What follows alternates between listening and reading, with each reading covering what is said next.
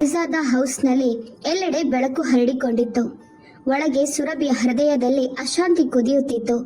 ತನ್ನ ಕೈಯಲ್ಲಿ ಹಿಡಿದಿದ್ದ ಬಿಳಿ ಕವರನ್ನು ಅವಳು ಮತ್ತೆ ಮತ್ತೆ ನೋಡುತ್ತಿದ್ದಳು. ಅದರೊಳಗಿನ ವರದಿ ಅವಳ 5 ವರ್ಷಗಳ ಬರಿದಾದ ಬದುಕಿಗೆ ಹೊಸ ಹಸಿರು ಆಶೆಯನ್ನ ತಂದಿತ್ತು. ಅವಳು ಸಂಗಮರ್ಮರದ ತಂಪಾದ ನೆಲದ ಮೇಲೆ ಬರೀ ಕಾಲಿನಿಂದ ಹಿಂದೆ ಮುಂದೆ ನಡೆಯುತ್ತಿದ್ದಳು. ಅವಳ ಮುಖದಲ್ಲಿ ಪೂರ್ಣಿಮೆಯ ಚಂದ್ರನಲ್ಲೂ ಕಾಣದಷ್ಟು ಹೊಳಪಿತ್ತು. ಮಧ್ಯೆ ಮಧ್ಯೆ ಸೋಫಾದ ಮೇಲೆ ಕೂತಿದ್ದ ತನ್ನ ಅತ್ತೆ ಸರಳಾರವರತ್ತ ನೋಡುತ್ತಿದ್ದಳು. ಸರಳಾರವರು ಕನ್ನಡಕದ ಮೇಲಿನಿಂದ ಅವಳನ್ನ ನೋಡಿ ಸ್ವಲ್ಪ ಬೇಸರದಿಂದ ಹೇಳಿದರು, ಸುರಭಿ ಮಗಳೇ, ಸಾಕು ಈಗ. ಯಾಕೆ ಪೆಂಡುಲಂನಂತೆ ಅಲೆದಾಡುತ್ತೀಯ?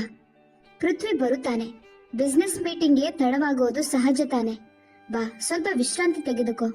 ನಿನ್ನ ಮುಖ ತುಂಬಾ ಆಯಾಸಗೊಂಡಂತೆ ಕಾಣುತ್ತಿದೆ. ಸುರಭಿ ನಗುತ್ತಾ ಅವರ ಬಳಿ ಬಂದು ಅವರ ಕೈ ಹಿಡಿದು ನಿಧಾನವಾಗಿ ಹೇಳಿದಳು, ಅಮ್ಮ, ಇವತ್ತಿನ ರಾತ್ರಿ ವಿಶ್ರಾಂತಿ ಇಲ್ಲ. ಪೃಥ್ವಿ ಬರ್ಲಿ. ನಿಮ್ಗೆ ಒಂದು ಸಂತೋಷದ ಸುದ್ದಿ ಹೇಳುತ್ತೇನೆ. ನಿಮ್ಮ ನಿದ್ರೆ ಹಾರಿ ಹೋಗುತ್ತದೆ ಎಂದಳು. ಸರಳಾರವರು ಆಳವಾದ ಉಸಿರೆಳೆದರು. ಅವಳ ತಲೆಯ ಮೇಲೆ ಕೈ ಹಾಕುತ್ತಾ ಹೇಳಿದರು, 5 ವರ್ಷ ಆಯ್ತು ಈ ಮನೆಗೆ ಬಂದು. ಆದ್ರೆ ಇನ್ನೂ ಮಗುವಿನ ಕಿಲಕಿಲ ಧ್ವನಿ ಕೇಳಿಸ್ಲಿಲ್ಲ. ಜನರು ಮಾತನಾಡ್ತಾರೆ, ರಾಯ್ಜಾದ ಮನೆತನದ ದೀಪ ನಂದಿ ಹೋಗುವಂತೆ ಇದೆ ಅಂತ. ಅಷ್ಟರಲ್ಲಿ ಪೋರ್ಚ್ನಲ್ಲಿ ಕಾರು ನಿಂತ ಶಬ್ದ ಕೇಳಿಸಿತು. ಸುರಭಿಯ ಹೃದಯ ಬಡಿದಾಡಿತು. ಅವಳು ತಕ್ಷಣ ತನ್ನ ಸೆರಗು ಸರಿಪಡಿಸಿ ಬಾಗಿಲಿನತ್ತ ನಡೆದಳು. ನೌಕರ ಋಷಿ ಓಡಿ ಬಾಗಿಲು ತೆರೆದ. ಪೃಥ್ವಿ ಒಳಗೆ ಬಂದ. ಅವನ ಮುಖದಲ್ಲಿ ಆಯಾಸ ಸ್ಪಷ್ಟವಾಗಿತ್ತು. ಆದರೆ ಕಣ್ಣಿನಲ್ಲಿ ವಿಚಿತ್ರ ಕಠೋರತೆ ಮತ್ತು ಒಂದು ತೀರ್ಮಾನ ಗೋಚರಿಸುತ್ತಿತ್ತು.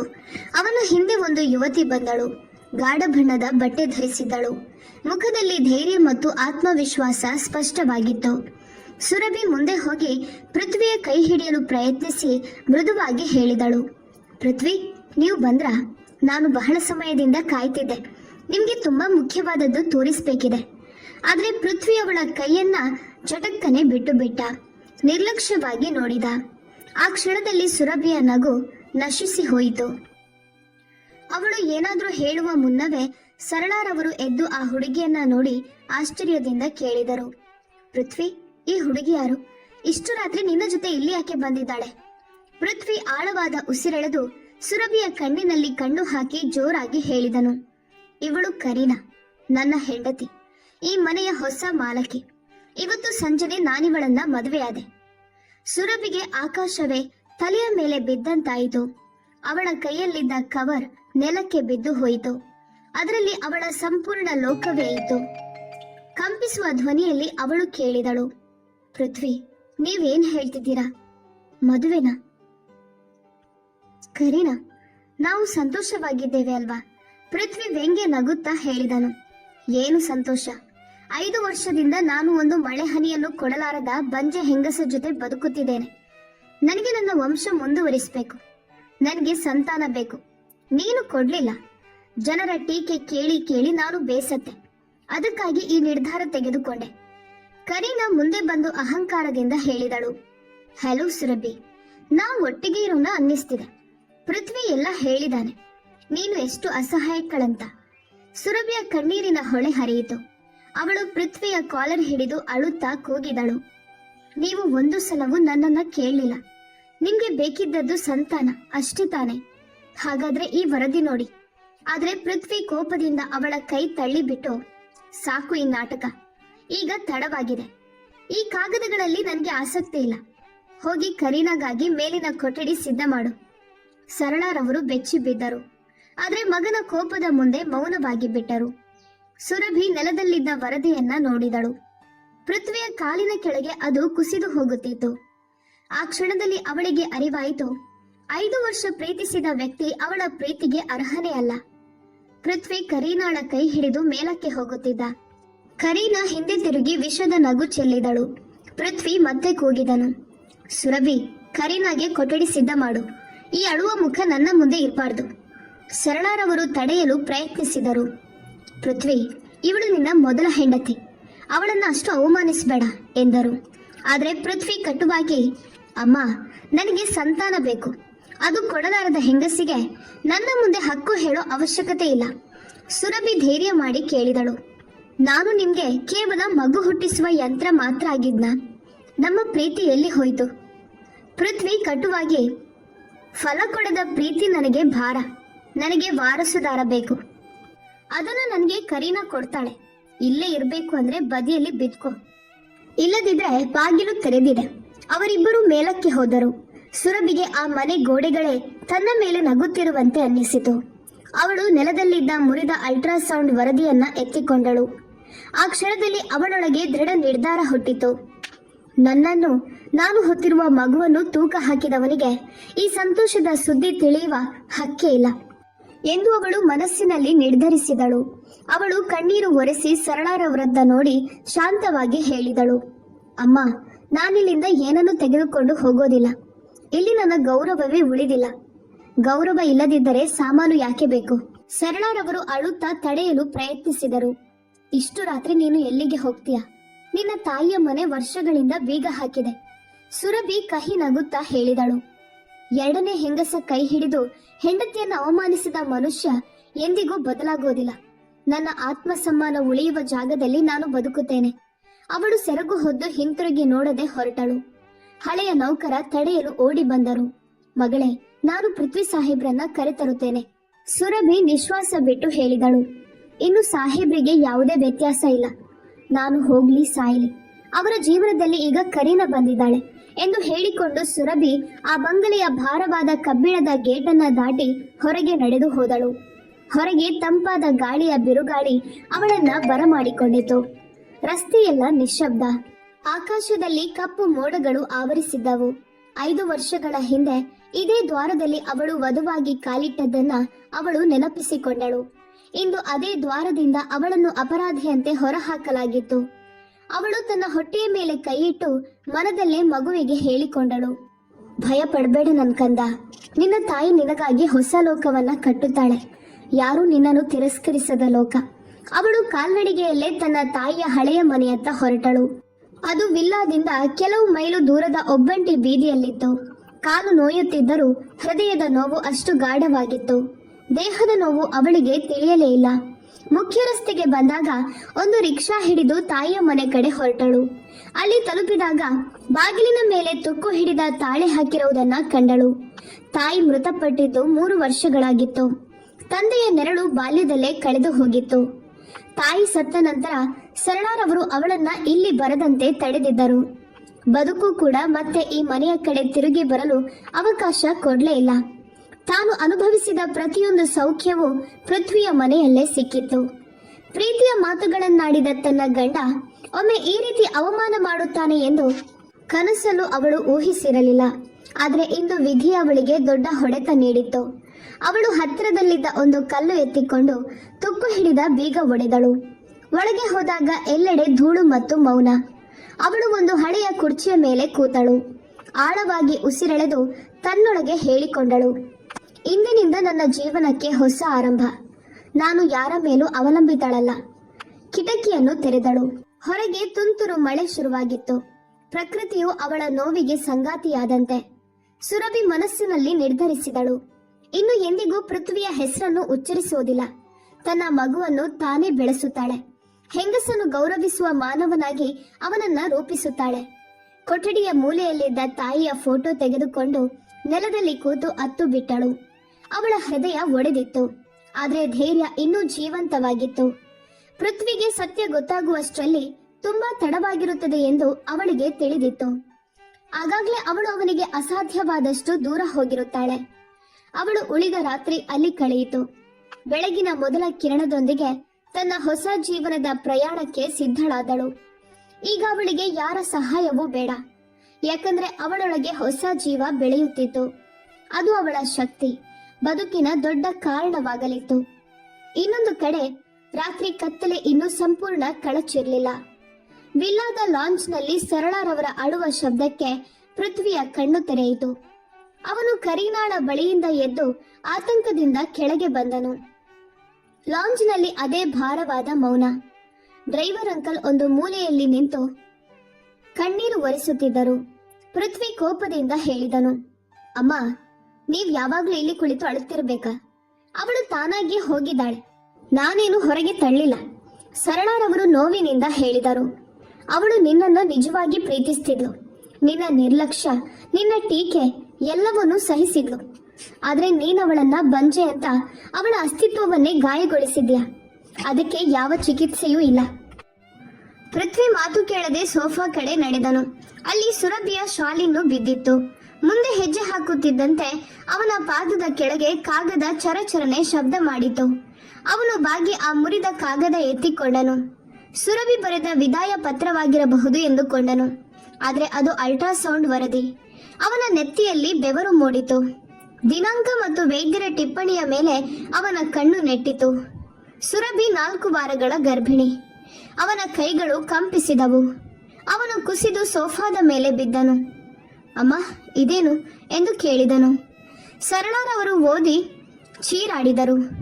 ಅಯ್ಯೋ ನನ್ನ ಮಗಳೇ, ಅವಳು ನನಗೆ ಸಂತೋಷದ ಸುದ್ದಿ ಹೇಳಲು ಬರ್ತಿದ್ಲು. 5 ವರ್ಷದ ಕಾಯುವಿಕೆ ಮುಗಿದ ಸಂಭ್ರಮ ಮಾಡಬೇಕಿತ್ತು. ನೀನವಳಿಗೆ ಸವತಿಯನ್ನ ತಂದೆ. ಪೃಥ್ವಿಯ ಮೆದುಳು ಸುಮ್ಮನಾಯಿತು. ಸುರಭಿ ಹೇಳಿದ ಮಾತುಗಳು ನೆನಪಾದವು. ಈ ವರದಿ ನೋಡಿ. ಆದ್ರೆ ಅವನು ಕೋಪದಲ್ಲಿ ಕೇಳಲೇ ಇಲ್ಲ. ಅಷ್ಟರಲ್ಲಿ ಮೆಟ್ಟಿಲಿನಿಂದ ಇಳಿದ ಕರೀನಾ ಗಾಬರಿಗೊಂಡು ಕೇಳಿದಳು, ಏನಾಯ್ತು ಪೃಥ್ವಿ? ಪೃಥ್ವಿ ಕೋಪದಿಂದ ಕೂಗಿದನು, ಸುಮ್ನಿರು ಕರೀನಾ. ನಿನ್ನ ಕಾರಣದಿಂದ ನನ್ನ ಜೀವನದ ದೊಡ್ಡ ಸಂತೋಷವನ್ನ ಕಳೆದುಕೊಂಡೆ. ಸುರಭಿ ಗರ್ಭಿಣಿಯಾಗಿದ್ದಳು. ನಾನವಳನ್ನ ಮನೆಯಿಂದ ಹೊರಗೆ ಹಾಕಿದೆ. ಕರೀನಾ ಬೆಚ್ಚಿ ಬಿದ್ದಳು. ಆದ್ರೆ ನೀವು ಹೇಳಿದ್ರಲ್ಲ, ಅವಳೆಂದಿಗೂ ತಾಯಿ ಆಗಲಾರಳೆಂದು. ಪೃಥ್ವಿ ಕೂಗಿದನು, ಸಾಕು, ವರದಿ ತಪ್ಪಲ್ಲ, ತಪ್ಪಿದವನು ನಾನು. ಅವನು ಕಾರಿನ ಕೀ ಹಿಡಿದು ಹುಚ್ಚನಂತೆ ಹೊರಗೆ ಓಡಿದನು. ಸುರಭಿಯ ತಾಯಿಯ ಮನೆಯ ಮುಂದೆ ತಲುಪಿದಾಗ ಬಾಗಿಲು ಮುಚ್ಚಿತ್ತು. ಅವನು ಬಾಗಿಲು ತಟ್ಟುತ್ತಾ ಕೂಗಿದನು, ಸುರಭಿ, ಬಾಗಿಲು ತೆರೆ, ನನ್ನನ್ನು ಕ್ಷಮಿಸು, ನಾನು ವರದಿ ನೋಡಿದ್ದೇನೆ. ಒಳಗಿಂದ ಸುರಭಿಯ ಶಾಂತ ಆದರೆ ಗಟ್ಟಿಯಾದ ಧ್ವನಿ ಕೇಳಿಸಿತು, ಪೃಥ್ವಿ, ಈಗ ಇಲ್ಲಿ ಯಾಕೆ ಬಂದಿದ್ದೀರಿ? ನಿಮ್ಗೆ ವಾರಸುದಾರ ಬೇಕಿತ್ತು ಅಲ್ವಾ? ನಿಮ್ಮ ಹೊಸ ಹೆಂಡತಿಯ ಬಳಿಗೆ ಹೋಗಿ. ನನ್ನ ಮಗುವಿನ ಜೊತೆ ನಿಮ್ಗೆ ಯಾವುದೇ ಸಂಬಂಧ ಇಲ್ಲ. ಪೃಥ್ವಿ ಅಳುತ್ತಾ, ಆ ಮಗು ನನ್ನದು ಕೂಡ. ಸುರಭಿ ಕಹಿ ನಗುತ್ತಾ ಹೇಳಿದಳು, ನಿಮ್ಗೆ ಮಗುವಿನ ಚಿಂತೆಯಷ್ಟೇ. 5 ವರ್ಷ ನಿಮ್ಮ ನಿರ್ಲಕ್ಷ್ಯ ಸಹಿಸಿದ ಹೆಂಗಸಿನ ಚಿಂತೆಯೇ ಇಲ್ಲ. ನೀವು ಕರೀನಾಳ ಕೈ ಹಿಡಿದು ನನ್ನನ್ನು ಹೊರಹಾಕಿದ ದಿನವೇ ನಿಮ್ಮ ಹಕ್ಕನ್ನ ಕಳೆದುಕೊಂಡ್ರಿ. ಈ ಮಗು ಈಗ ನನ್ನದು ಮಾತ್ರ. ಅದರ ತಂದೆ ಸತ್ತಿದ್ದಾನೆ. ಪೃಥ್ವಿ ಬಾಗಿಲಿಗೆ ತಲೆ ಹೊಡೆದುಕೊಂಡು, ನಾನೆಲ್ಲ ಸರಿಪಡಿಸುತ್ತೇನೆ, ಕರೀನಾಳನ್ನ ಬಿಟ್ಟು ಬಿಡುತ್ತೇನೆ. ಒಳಗಿಂದ ಉತ್ತರ ಬಂತು, ಒಬ್ಬಳನ್ನ ಬಿಟ್ಟು ಮತ್ತೊಬ್ಬಳನ್ನ ತರುವುದು ನಿಮ್ಮ ಮನೆತನದ ಆಟ, ನನ್ನ ಜೀವನ ಅಲ್ಲ. ನನ್ನ ಮಮತೆಯನ್ನ ಮಾರಾಟ ಮಾಡಿದ ಆ ವಿಲ್ಲಾಕ್ಕೆ ನಾನೆಂದಿಗೂ ಹಿಂತಿರುಗೋದಿಲ್ಲ. ಹೋಗಿಲ್ಲಿಂದ. ಪೃಥ್ವಿ ದ್ವಾರದಲ್ಲೇ ಕುಳಿತನು. ಮೊದಲ ಬಾರಿ ಅವನ ಅಹಂಕಾರ ಒಂದು ಹೆಂಗಸಿನ ಸ್ವಾಭಿಮಾನಕ್ಕೆ ಸೋತಿತ್ತು. ಬಹಳ ಹೊತ್ತು ಕುಳಿತರೂ ಒಳಗಿಂದ ಯಾವುದೇ ಶಬ್ದ ಬಂದಿಲ್ಲ. ಖಾಲಿ ಹಸ್ತದಿಂದ ಹಿಂತಿರುಗಿದಾಗ ಅವನಿಗೆ ತಾನೊಬ್ಬ ಶ್ರೀಮಂತ ಮನೆತನದ ಮಾಲೀಕನಲ್ಲ, ತನ್ನದೇ ಕೈಗಳಿಂದ ತನ್ನ ಬದುಕು ಹಾಳು ಮಾಡಿಕೊಂಡ ದುರಾದೃಷ್ಟಶಾಲಿ ಅಂತ ಅನ್ನಿಸ್ತು. ವಿಲ್ಲಾದ ವಾತಾವರಣವು ಬದಲಾಗಿತ್ತು. ಸುರಭಿಯ ಪ್ರೀತಿಯ ಸುಗಂಧ ಇದ್ದ ಜಾಗದಲ್ಲಿ ಈಗ ಕರೀನಾಳ ಕುತಂತ್ರಗಳ ದುರ್ವಾಸನೆ ಹರಡಿತ್ತು. ಪೃಥ್ವಿ ಖಾಲಿ ಹಸ್ತವಾಗಿ ಮನೆಗೆ ಬಂದಾಗ ಕರೀನಾ ಲಾಂಜ್ನಲ್ಲಿ ಸುಮ್ಮನೆ ಕೂತು ನೇಲ್ ಪಾಲಿಶ್ ಹಾಕುತ್ತಿದ್ದಳು. ಅವನ ಸ್ಥಿತಿ ನೋಡಿ ವಿಷದ ನಗುವಿನಿಂದ ಹೇಳಿದಳು, ಏನಾಯ್ತು ಪೃಥ್ವಿ? ನಿಮ್ಮ ನಿಷ್ಠಾವಂತ ಹೆಂಡತಿಯ ನಿಜ ಸ್ವರೂಪ ನೋಡಿ ಬಂದ್ರಾ? ಪೃಥ್ವಿ ಕೋಪದಿಂದ ಅವಳತ್ತ ನೋಡಿ ಕೂಗಿದನು, ಕರೀನಾ, ನಿನ್ನ ನಾಲಿಗೆಯನ್ನ ಹಿಡಿತದಲ್ಲಿಟ್ಟುಕೋ. ಅವಳೀಗ ಗರ್ಭಿಣಿ. ಅವಳು ನನ್ನ ಮಗುವಿನ ತಾಯಿ ಆಗಲಿದ್ದಾಳೆ. ಆ ಕುಸಿದ ಮನೆಯಲ್ಲೇ ಆ ಸ್ಥಿತಿಯಲ್ಲಿ ಅವಳನ್ನ ಬಿಟ್ಟು ಬಿಡಲು ನನಗೆ ಆಗೋದಿಲ್ಲ. ಕರೀನಾ ನಿಧಾನವಾಗಿ ಎದ್ದು ಪೃಥ್ವಿಯ ಬಳಿಗೆ ಬಂದು ಅವನ ಭುಜದ ಮೇಲೆ ಕೈಯಿಟ್ಟು ಕುತಂತ್ರದ ಧ್ವನಿಯಲ್ಲಿ ಹೇಳಿದಳು, ಪೃಥ್ವಿ, ನೀವಿಷ್ಟು ಸರಳವಾಗಿರ್ಬೇಡಿ. 5 ವರ್ಷ ಆ ಹೆಂಗಸು ಬಂಜೆಯಾಗಿದ್ಲು. ನಾನೀ ಮನೆಗೆ ಬಂದ ತಕ್ಷಣ ಅವಳು ಗರ್ಭಿಣಿಯಾಗಿ ಬಿಟ್ಲು. ಇದು ನಿಮ್ಗೆ ಯೋಜಿತ ಆಟದಂತೆ ಕಾಣೋದಿಲ್ವಾ? ನೀವು ಭಾವನಾತ್ಮಕರಾಗಿ ಅವಳನ್ನ ಮತ್ತೆ ಕರೆತರುವಂತೆ ಮಾಡಲು ಅವಳು ಉದ್ದೇಶಪೂರ್ವಕವಾಗಿ ಆ ವರದಿಯನ್ನ ಲಾಂಚ್ನಲ್ಲಿ ಬಿಟ್ಟಿದ್ದಾಳೆ. ಇದೆಲ್ಲವೂ ಒಂದು ಡ್ರಾಮಾ. ಅವಳು ನಿಮ್ಮನ್ನ ಬ್ಲಾಕ್ ಮೇಲ್ ಮಾಡ್ತಿದ್ದಾಳೆ. ಅಡುಗೆ ಮನೆಯಿಂದ ಹೊರಬರುತ್ತಿದ್ದ ಸರಳಾರವರು ಇದನ್ನ ಕೇಳಿ ಕೋಪಗೊಂಡು ಹೇಳಿದರು, ಕರೀನಾ, ಸುರಭಿ ಒಳ್ಳೆಯ ಮನಸ್ಸಿನ ಹುಡುಗಿ. ಅವಳು ಯಾವತ್ತೂ ಸುಳ್ಳಿಗೆ ಆಶ್ರಯ ಪಡೆದಿಲ್ಲ. ನಿನ್ನ ಸ್ಥಾನಕ್ಕಾಗಿ ನಿರಪರಾಧಿಯ ಮೇಲೆ ಇಷ್ಟು ದೊಡ್ಡ ಆರೋಪ ಮಾಡಬೇಡ. ಕರೀನಾ ತೀಕ್ಷ್ಣವಾಗಿ ನೋಡುತ್ತಾ ಜೋರಾಗಿ ಹೇಳಿದಳು, ಅತ್ತೆ, ನೀವ್ ಯಾವಾಗ್ಲೂ ನಿಮ್ಮ ಆ ಮೆಚ್ಚಿನ ಸೊಸೆಯ ಗುಣಗಳನ್ನೇ ಹಾಡ್ತೀರಾ. ಪೃಥ್ವಿಗೆ ಸಂತಾನದ ಆಸೆ ಎಷ್ಟು ಇದೆ ಎಂಬುದು ಅವಳಿಗೆ ಗೊತ್ತಿತ್ತು. ಅದಕ್ಕೆ ಯಾವುದೋ ಡಾಕ್ಟರ್ ಜೊತೆ ಸೇರಿ ಈ ಸುಳ್ಳು ವರದಿ ಮಾಡಿಸಿಕೊಂಡಿದ್ದಾಳೆ. 5 ವರ್ಷ ಏನೂ ಆಗ್ಲಿಲ್ಲ. ಈಗ ಅಕಸ್ಮಾತ್ ಗರ್ಭಿಣಿ ಆದ್ಲಂತೆ. ಈಗಾಗಲೇ ಮಾನಸಿಕ ಒತ್ತಡದಲ್ಲಿದ್ದ ಪೃಥ್ವಿ ಕರೀನಾಳ ಮಾತುಗಳಲ್ಲಿ ಸಿಕ್ಕಿಕೊಳ್ಳತೊಡಗಿದನು. ಕರೀನಾ, ನಿಜವಾಗಿಯೂ ಹೀಗೆ ಆಗ್ಬೋದಾ? ಸುರಭಿ ನನ್ನ ಜೊತೆ ಹೀಗೆ ಆಟ ಆಡ್ಬೋದಾ ಎಂದು ಆತ ಗಾಬರಿಯಿಂದ ಕೇಳಿದನು. ಕರೀನಾ ಅವಕಾಶವನ್ನ ಹಿಡಿದು ಅವನ ಕೈ ಹಿಡಿದು ಮೃದುವಾಗಿ ಹೇಳಿದಳು, ಇಂದಿನ ಕಾಲದಲ್ಲಿ ಏನು ಅಸಾಧ್ಯವಲ್ಲ. ಅವಳು ನಿಜವಾಗಿದ್ದರೆ ನಿಮ್ಮ ಮುಂದೆ ಬಂದು ಮಾತನಾಡ್ತಿದ್ಲು. ಈ ರೀತಿ ಮೌನವಾಗಿರ್ತಿರ್ಲಿಲ್ಲ. ನೀವು ಅವಳ ಹಿಂದೆ ಓಡಾಡ್ಬೇಕು, ನಿಮ್ಮ ಸ್ವಾಭಿಮಾನ ಬಿಟ್ಟು ಬಿಡ್ಬೇಕು. ಅದನ್ನೇ ಅವಳು ಬಯಸ್ತಾಳೆ. ಮತ್ತೆ ಬಂದು ಇಲ್ಲಿ ಮಾಲಕಿ ಆಗ್ಬೇಕು, ನನ್ನನ್ನು ಹೊರ ಹಾಕ್ಬೇಕು ಅಂತ. ಪೃಥ್ವಿಯ ಮನಸ್ಸಿನಲ್ಲಿ ಅನುಮಾನ ಬೀಜ ಬಿತ್ತುತ್ತಿದ್ದಂತೆಯೇ ಕರೀನಾ ವಿಲ್ಲಾದ ಎಲ್ಲಾ ಕೆಲಸಗಳ ಮೇಲೂ ತನ್ನ ಹಿಡಿತ ಸಾಧಿಸತೊಡಗಿದಳು. ಎಲ್ಲಾ ನೌಕರರನ್ನು ಕರೆದು, ಇಂದಿನಿಂದ ಎಲ್ಲಾ ಕೀಗಳು ನನ್ನ ಬಳಿ ಇರುತ್ತವೆ. ಸರಳಾರವರು ಈಗ ವಿಶ್ರಾಂತಿ ಮಾತ್ರ ಮಾಡಬೇಕು ಅಂತ ಘೋಷಿಸಿದಳು. ಡ್ರೈವರ್ ಅಂಕಲ್ ವಿರೋಧಿಸಲು ಯತ್ನಿಸಿದಾಗ ಅವಳು ಗದರಿಸಿ, ನೀನೊಬ್ಬ ಸಾಮಾನ್ಯ ನೌಕರ, ನಿನ್ನ ಮಿತಿಯಲ್ಲಿರು, ಇಲ್ಲದಿದ್ರೆ ಈಗಲೇ ಕೆಲಸದಿಂದ ತೆಗೆಸುತ್ತೇನೆ ಎಂದು ಬೆದರಿಸಿದಳು.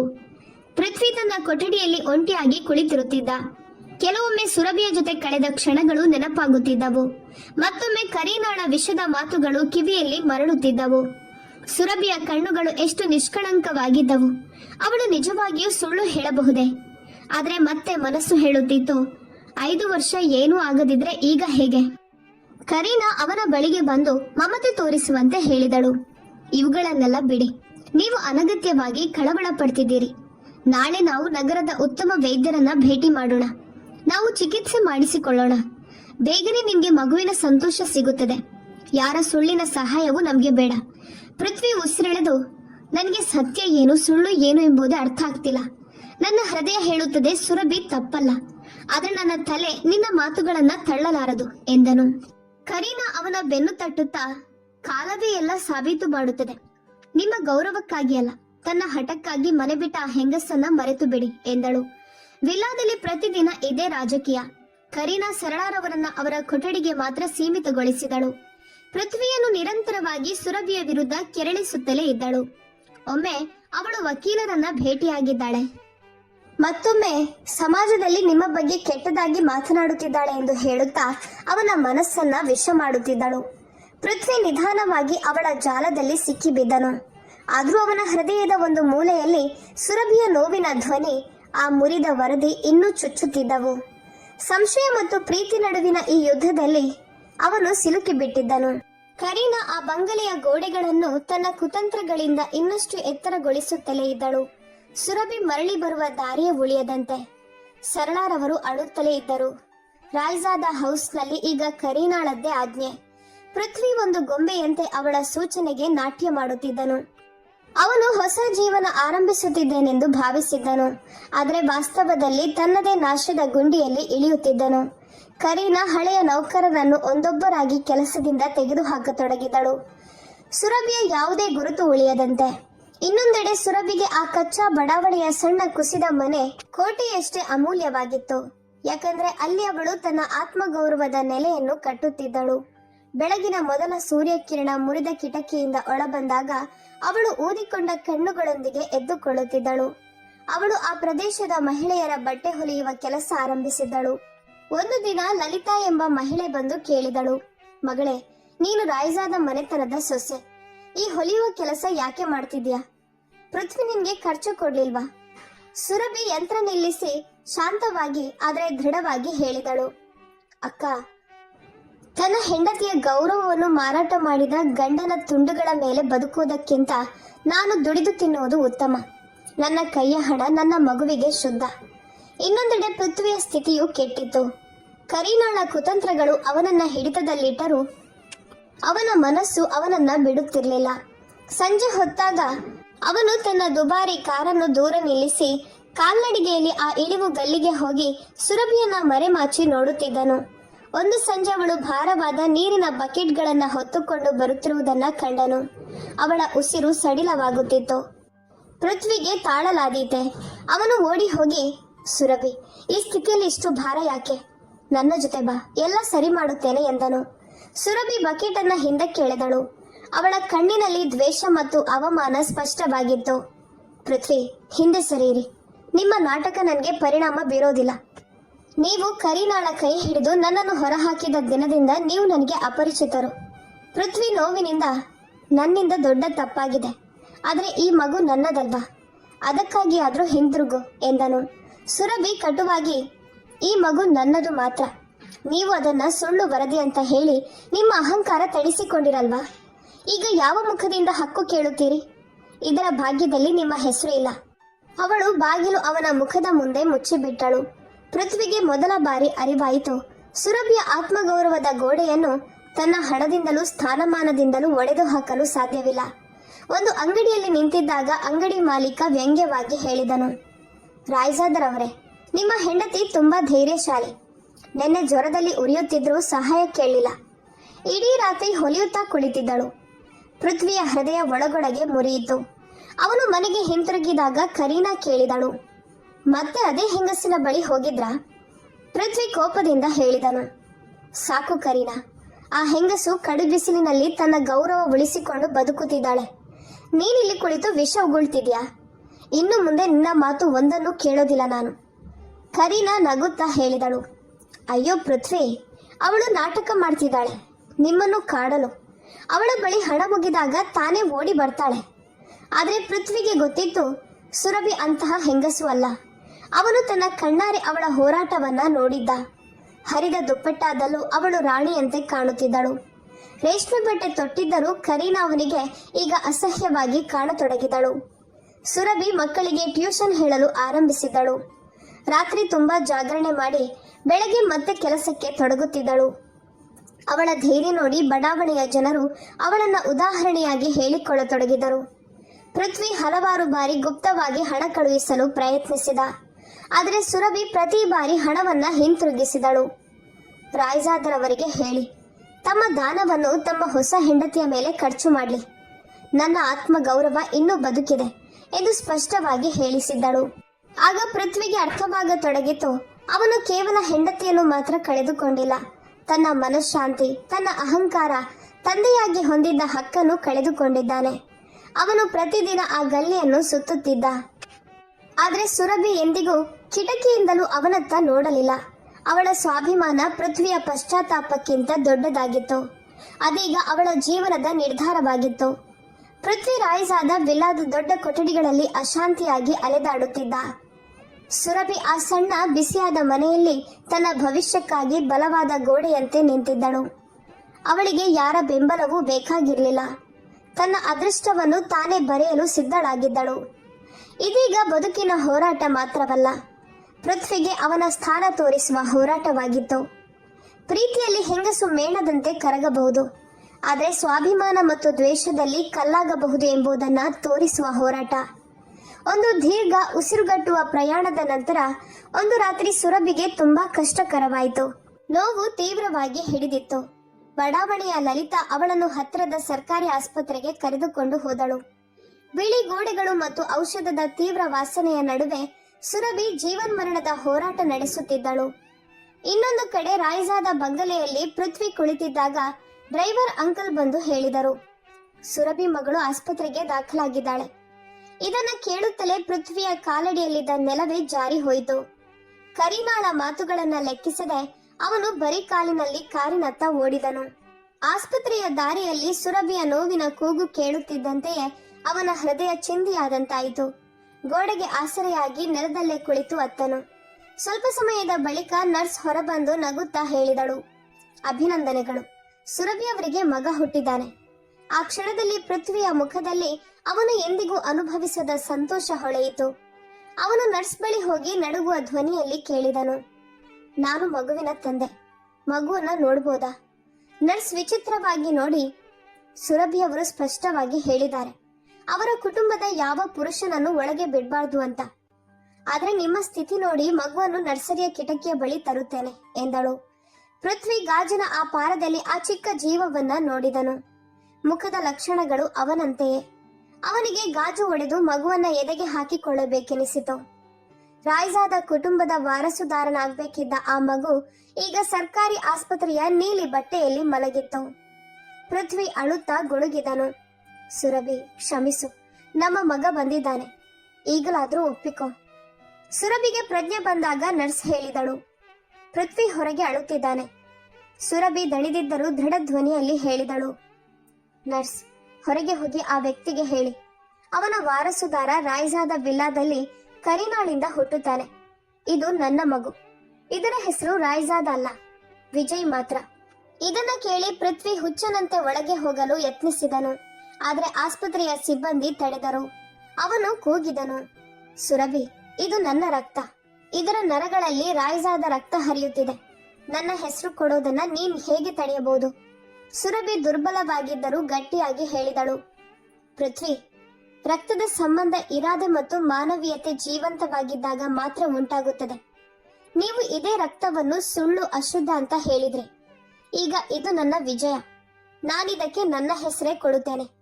ನಿಮ್ಮ ಮನೆಯ ಗೋಡೆಗಳು ಅವಮಾನ ತಾಳಲಾರವು. ಸರಳಾರವರು ಒಂದು ಮೂಲೆಯಲ್ಲಿ ಕುಳಿತಿದ್ದರು. ಪೃಥ್ವಿ ಅವರನ್ನು ಕರೆದನು. ಅವರು ಭಾರವಾದ ಧ್ವನಿಯಲ್ಲಿ ಹೇಳಿದರು, ಪೃಥ್ವಿ, ತುಂಬಾ ತಡವಾಗಿದೆ.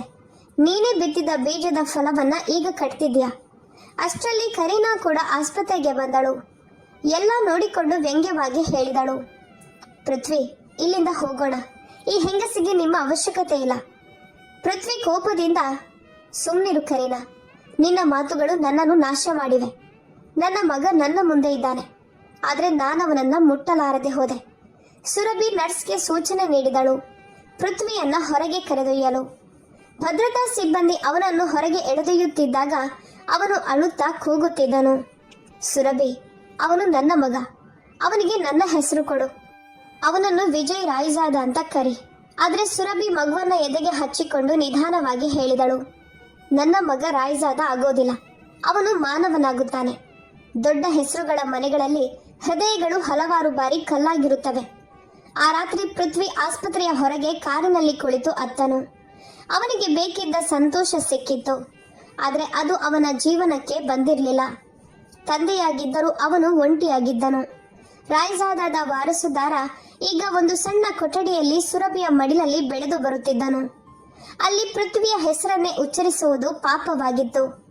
ಪೃಥ್ವಿಗೆ ಈಗ ಅರ್ಥವಾಯಿತು, ಸುರಭಿಯ ಸ್ವಾಭಿಮಾನ ಅವನನ್ನ ಎಷ್ಟು ಚಿಕ್ಕವನನ್ನಾಗಿಸಿದೆ ಎಂಬುದು.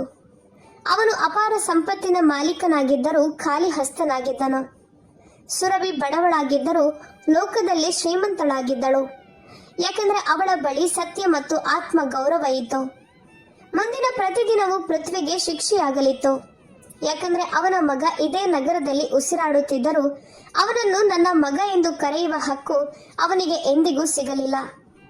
ಆಸ್ಪತ್ರೆಯಿಂದ ಬಿಡುಗಡೆಯಾದ ತಕ್ಷಣ ಸುರಭಿ ತನ್ನ ಮಗುವಿಗೆ ಚಾದರವನ್ನ ಹೊದಿಸಿ ಪೃಥ್ವಿಯ ಕಣ್ಣು ತಪ್ಪಿಸಿ ಟ್ಯಾಕ್ಸಿಯಲ್ಲಿ ಕೂತು ಹೊರಟಳು. ಪೃಥ್ವಿ ಹಿಂದೆ ಓಡಿದನು, ಆದರೆ ಟ್ಯಾಕ್ಸಿ ದೂರ ಹೋಗಿಬಿಟ್ಟಿತ್ತು.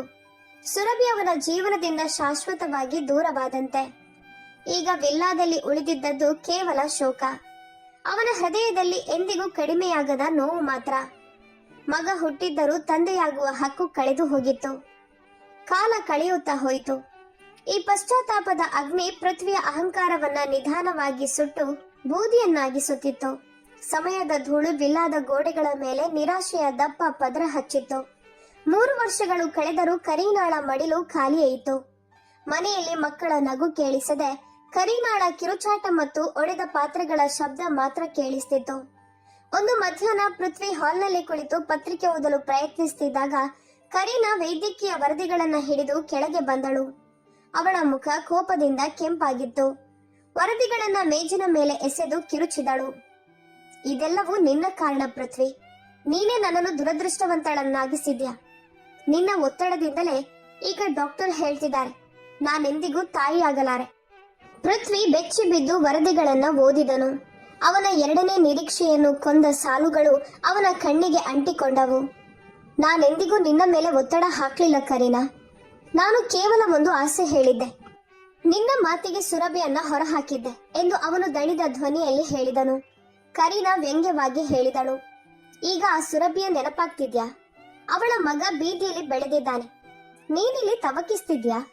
ಪೃಥ್ವಿ ಕೋಪದಿಂದ ಮೇಜನ್ನ ಬಡಿದು ಕೂಗಿದನು. ಹೌದು, ನನಗೆ ಅವಳು ನೆನಪಾಗ್ತಾಳೆ. ಯಾಕಂದ್ರೆ ಅವಳು ಸತ್ಯವಾಗಿದ್ದಳು. ನೀನು ಗರ್ಭಿಣಿ ಅಂತ ಸುಳ್ಳು ಹೇಳಿದ್ದೆ. ನೀನೇ ತಂತ್ರ ಮಾಡಿ ನಾನವಳನ್ನ ತಳ್ಳಿ ಹಾಕುವಂತೆ ಮಾಡಿದೆ. ಕರೀನಾ ಹೇಳಿದಳು, ಈ ಮನೆಯ ಮಾಲಕಿಯಾಗಲು ನಾನೆಲ್ಲ ಮಾಡಿದೆ. ನನ್ನ ಅದೃಷ್ಟವೇ ನನ್ನನ್ನ ಮೋಸ ಮಾಡುತ್ತದೆ ಅಂತ ನನಗೆ ಗೊತ್ತಿತ್ತಾ? ಪೃಥ್ವಿ ಅವಳ ಕಣ್ಣಲ್ಲಿ ನೋಡುತ್ತಾ ಹೇಳಿದನು, ಮಾಲಕಿ ಆಗಿದ್ಯಾ, ಆದ್ರೆ ತಾಯಿ ಆಗಲಿಲ್ಲ. ಯಾಕೆ ಗೊತ್ತಾ? ಗರ್ಭಿಣಿ ಹೆಂಗಸಿನ ಜೀವನವನ್ನ ನೀನು ನಾಶ ಮಾಡಿದ್ದೆ. ಸರಳಾರವರು ಮುಂದೆ ಬಂದು ಹೇಳಿದರು, ಇನ್ನೂ ಸಮಯ ಇದೆ, ಸರಿಪಡಿಸಿಕೊ. ನೀನು ನನ್ನ ಮಗನ ಜೀವನ ಹಾಳು ಮಾಡಿದ್ಯಾ. ಆ ನಿರಪರಾಧಿ ಮಗುವನ್ನು ತಂದೆಯ ನೆರಳಿನಿಂದ ದೂರ ಮಾಡಿದ್ಯಾ. ಕರೀನಾ ಅವರನ್ನ ತಳ್ಳಿ ಕೂಗಿದಳು, ಬಾಯಿ ಮುಚ್ಚು ಮುದುಕಿ. ಪೃಥ್ವಿ ಕೋಪದಿಂದ ಹೇಳಿದನು, ನನ್ನ ಅಮ್ಮನಿಗೆ ಅವಮಾನ ಮಾಡಬೇಡ. ಕರೀನಾ ನಗುತ್ತಾ, ನೀನು ನನ್ನನ್ನ ಹೆಂಡತಿಯಾಗಿ ಎಷ್ಟು ನೋಡ್ತೀಯ? ನಿನ್ನ ಮನಸ್ಸು ಯಾವಾಗ್ಲೂ ಯಾರದೋ ಕೊಳಕು ಮಗುವನ್ನು ಹೊತ್ತ ಆ ಸುರಭಿಯಲ್ಲೇ ಇದೆ. ಇದನ್ನ ಕೇಳಿ ಪೃಥ್ವಿ ಅವಳಿಗೆ ಒಂದು ಗಟ್ಟಿಯಾದ ಹೊಡೆತ ಕೊಟ್ಟನು. ನನ್ನ ಮಗನ ಬಗ್ಗೆ ಕೆಟ್ಟ ಮಾತು ಬೇಡ, ಅವನು ನನ್ನ ವಾರಸುದಾರ. ಕರೀನಾ ನೆಲಕ್ಕೆ ಬಿದ್ದು ಅತ್ತಳು. ಹೋಗಿ ಕರೆದುಕೊಂಡು ಬನ್ನಿ ಅವನನ್ನು. ಅವಳು ಎಂದಿಗೂ ಬರಲ್ಲ. ಪೃಥ್ವಿ ನೆಲದಲ್ಲೇ ಕುಳಿತು ಅತ್ತನು. ನಾನೇನ್ ಮಾಡಿದೆ? ಒಂದು ಚಿಕ್ಕ ಅಹಂಕಾರಕ್ಕಾಗಿ ವಜ್ರವನ್ನು ಮಣ್ಣಿನಲ್ಲಿ ಮಿಶ್ರಣ ಮಾಡಿದೆ. ಕರೀನಾ ಕೋಪದಲ್ಲಿ ವಿಲ್ಲಾವನ್ನ ಧ್ವಂಸ ಮಾಡುತ್ತಿದ್ದಳು. ಒಂದು ದಿನ ಸುರಭಿಯ ಹಳೆಯ ಫೋಟೋಗಳನ್ನ ಸುಟ್ಟು ಹಾಕಿದಳು. ಆದರೆ ಪೃಥ್ವಿಯ ಹೃದಯದಿಂದ ಸುರಭಿಯ ನೆನಪನ್ನ ಸುಡಲಾಗಲಿಲ್ಲ. ಪೃಥ್ವಿ ಅನೇಕ ರಾತ್ರಿ ಕಾರಿನಲ್ಲಿ ಸುರಭಿಯ ಮನೆಯ ಹೊರಗೆ ನಿಂತು ವಿಜಯನ ನಗುವನ್ನ ಕೇಳುತ್ತಿದ್ದನು. ಆ ಪ್ರತಿಯೊಂದು ನಗು ಅವನ ತಪ್ಪಿಗೆ ಒಂದೊಂದು ಪೆಟ್ಟಿನಂತೆ ಅನ್ನಿಸ್ತಿತ್ತು. ಒಂದು ದಿನ ಅವನು ನೋಡಿದ, ವಿಜಯ್ ಚಿಕ್ಕ ಬ್ಯಾಗ್ ಹೊತ್ತು ಸುರಭಿಯ ಕೈ ಹಿಡಿದು ಶಾಲೆಗೆ ಹೋಗ್ತಿದ್ದ. ಸುರಭಿಯ ಮುಖದಲ್ಲಿ ದಣಿವಿದ್ದರೂ ಆತ್ಮ ಗೌರವದ ಹೊಳಪಿತ್ತು. ಪೃಥ್ವಿಗೆ ಅವಳ ಕಾಲಿಗೆ ಬಿದ್ದು ಕ್ಷಮೆ ಕೇಳಬೇಕು ಅನ್ನಿಸ್ತು. ಆದ್ರೆ ಅವಳ ಸ್ವಾಭಿಮಾನದ ಗೋಡೆ ಅವನನ್ನು ತಡೆಯಿತು. ಕರೀನಾ ಕೊನೆಯ ಯುಕ್ತಿ ಪ್ರಯತ್ನಿಸಿದಳು. ಈ ಮಗುವನ್ನು ಮನೆಗೆ ತರಬೇಕಾದ್ರೆ ನಾನು ಅವನನ್ನ ದತ್ತು ತೆಗೆದುಕೊಳ್ಳುತ್ತೇನೆ, ಆದ್ರೆ ಅವನ ತಾಯಿ ಬರಬಾರ್ದು. ಪೃಥ್ವಿ ಶಾಂತವಾಗಿ ಉತ್ತರಿಸಿದನು, ನೀನು ಸುರಭಿಯನ್ನ ಇನ್ನೂ ಅರ್ಥ ಮಾಡಿಕೊಳ್ಳಲಿಲ್ಲ. ಅವಳು ತನ್ನ ಮಗುವನ್ನ ನಿಮ್ಮಂಥವರ ನೆರಳಿಗೆ ಕೊಡೋದಿಲ್ಲ. ನಾನು ಕೂಡ ಅಷ್ಟು ಕೆಳಗೆ ಬೀಳಲಾರೆ. ನಾನು ಮಾಡಿದ ತಪ್ಪಿನ ಶಿಕ್ಷೆಯನ್ನು ನಾನೊಬ್ಬನೇ ಅನುಭವಿಸುತ್ತೇನೆ. ರಾಯ್ಜಾದ ಹೌಸ್ನಲ್ಲಿ ಈಗ ಶಾಂತಿ ಎನ್ನುವುದೇ ಯಾವುದೂ ಉಳಿದಿರಲಿಲ್ಲ. ಕರೀನಾಳಿಗೆ ಮಗುವಾಗದ ನೋವು ಅವಳನ್ನ ಮಾನಸಿಕವಾಗಿ ಅಸ್ವಸ್ಥಳನ್ನಾಗಿ ಮಾಡಿತ್ತು.